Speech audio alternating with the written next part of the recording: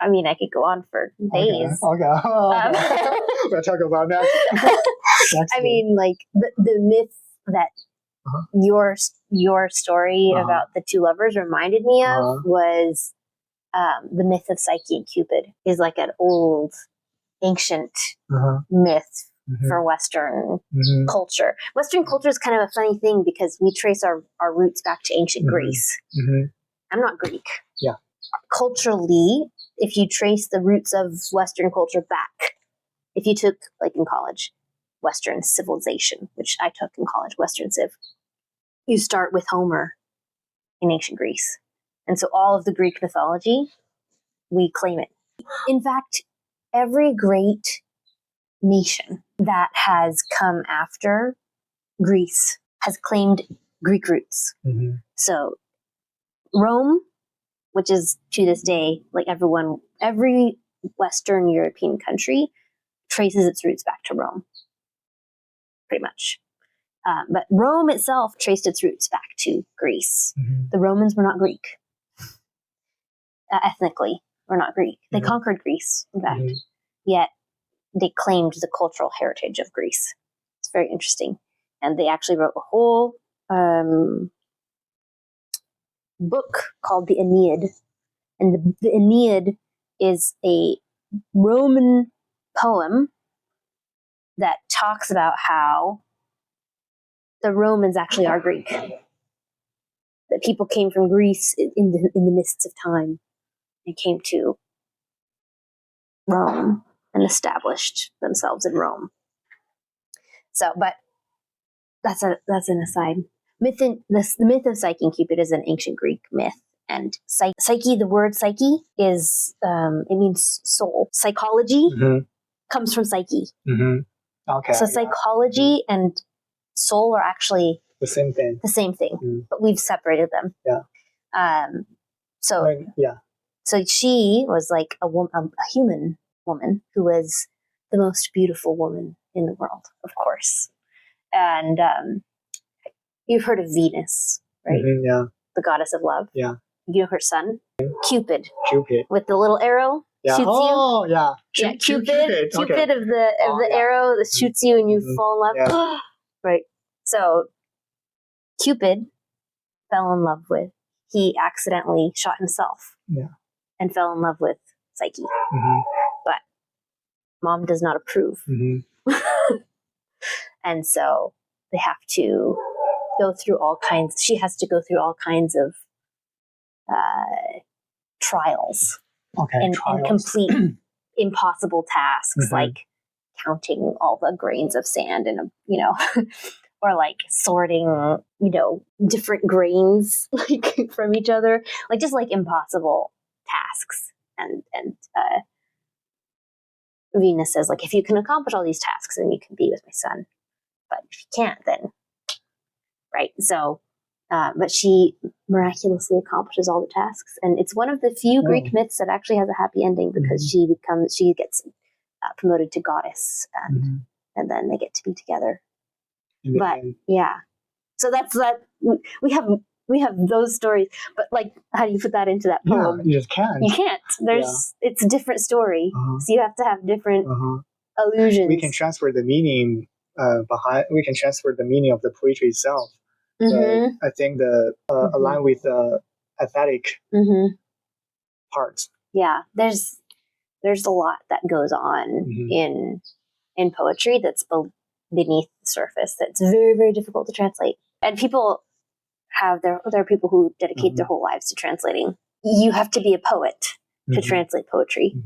And then you have to make choices for meaning, for form, right? So a literal translation would not do it justice either. Yeah. It would just be confusing. Yeah, and it lost a lot of them. Yeah. During the transformation. Yeah, and so you have to choose. Like, do you use, English conventions? Like, rhyming is super important in English conventions. Or do you try to keep it more literal to the actual original poem? You have to make all those choices. And then how do you convey the meaning? Because the words themselves every word in whatever language you're speaking has a primary meaning, and then all the history of the word. Yeah. And all of the places that it's ever been used before contribute to the meaning of this word. And so, we have in English, the best dictionary in English is the Oxford English Dictionary. Oxford Dictionary. Oxford English. It's called the OED, Oxford English Dictionary. And it will give you the word, and then it will give you examples of how it was used from the beginning of when it was first. History. Yeah, in history. Like it first appeared in like 1545, and this is how it was used at that time. And then it'll show you like 100 years later how it was used, 100 years later how it was used, and you can like track the way it changed, because the meaning of words changes over time. And I love that dictionary. I have a shortened version in my house. But yeah, that's like that's different. And it's the same thing for any like English, any other culture. Yeah, and in English poetry, we love allusion too. Allusion, we love a lot of like extended metaphor. So we'll compare love to something else, or whatever we're writing about. It doesn't have to be love. To something else. Repetition, parallelism. So many different things that go into poetry. But it's interesting how it's different from different cultures. I'm actually currently teaching a Korean form of poetry. Korean poetry, okay. Yeah, but it's a form of poetry that is created for Korean. Yeah. For the Korean language, because poetic forms are created for the language that they're supposed to be written in. For the language user. But right now we're studying modernist poetry, and the modernists just like found Chinese and Japanese poetry and then tried to translate them. And they had this slight obsession with Eastern poetry, and then they tried to copy it, but in English. There's a very famous poem translated from a Chinese poem called The River Merchant's Wife. The river what? The River Merchant's Wife. The River Merchant Wife. Yes. And it was translated by Ezra Pound, who was an American poet. And he just had this love affair with Chinese poetry. He loved Chinese poetry. And so then he tried to bring Chinese poetry into American culture. And he tried to get American and British poets to write like Chinese poets. And did it? Okay. How did that work? Well, it changed the way you write poetry. It was American and British poetry was influenced by those forms. So, like, for example, like haiku, which is Japanese, it's all about syllable counts.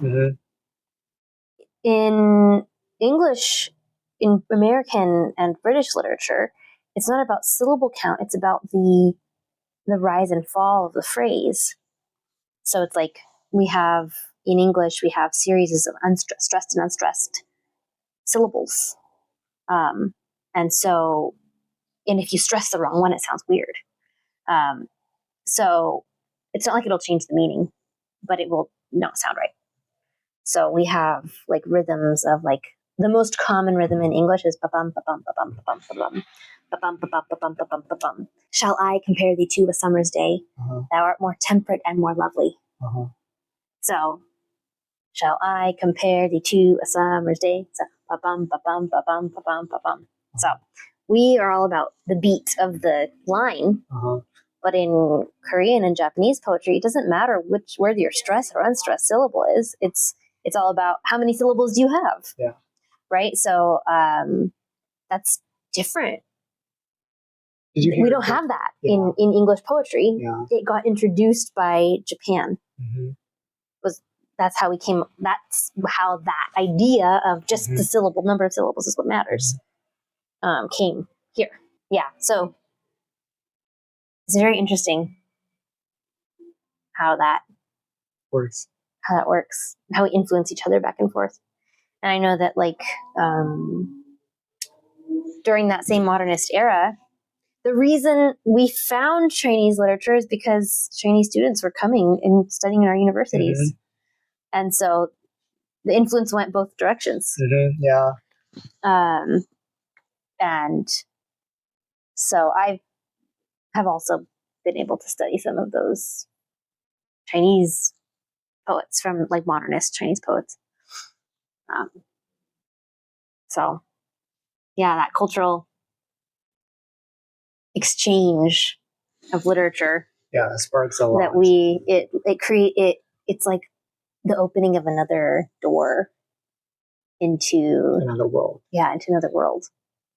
And even though not everything can be translatable, yeah, we can still deepen and enrich each other's experience of literature and poetry, exactly. etc. So that's pretty cool. Mm-hmm. That's a good end. Thanks for watching and tuning into When East Meets West. Be sure to subscribe and stay with us for more insights into Eastern and Western perspectives. See you next time.